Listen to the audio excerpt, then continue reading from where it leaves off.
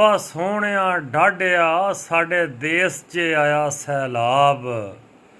ਹਰ ਪਾਸੇ ਹੀ ਪਾਣੀ ਵਗਦਾ ਸਾਡਾ ਰੁੜ ਚੱਲਿਆ ਪੰਜਾਬ।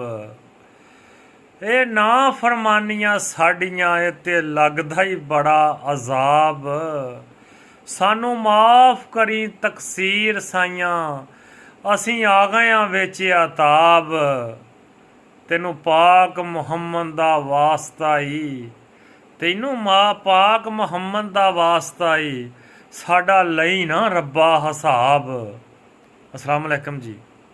मेरे देश दे वासियो, पूरा देश सैलाब की जद च आ गया।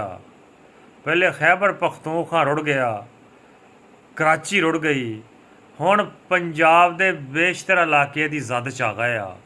जिथे कदी सैलाब नहीं सी आया उत्थे उन्होंने भी अलर्ट कर दिता गया वा। देख लो चनाब पिया ठाठा मारदा वा, रावी दियां भी बगलां वज रहीआं वा, रावी दियां भी बगलां तो पानी उपर चला गया वा। हर पासे तबाही दे मनाजर आ, हर पासे फसलां रुड़ गईयां, इंसान रुड़ गए, जानवर रुड़ गए। ये लगदा की आ, ये ते अजाब लगन डिया वा। इजतमाही तौबा करन दा वेला आ गया वा।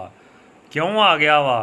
क्योंकि पिछलियां कौमां ते जिहड़े अजाब आए उन्हां 'च एक गुनाह सी, असीं वो सारे ही अपने अंदर इकट्ठे कर लिया, अपने अंदर जमा कर लिया। वो किहड़ा गुनाह वा जिहड़ा असीं नहीं कीता? जिहड़ियां कौमां दियां तबाहियां लथियां सी उन्हां तो जरा भी ते किसी ने सबक नहीं लिया। सारी उम्मत वास्ते, सारे देश वास्ते, सारे मुल्क वास्ते, सारे सूबियां वास्ते इजतमाही तौबा करन दी जरूरत आ।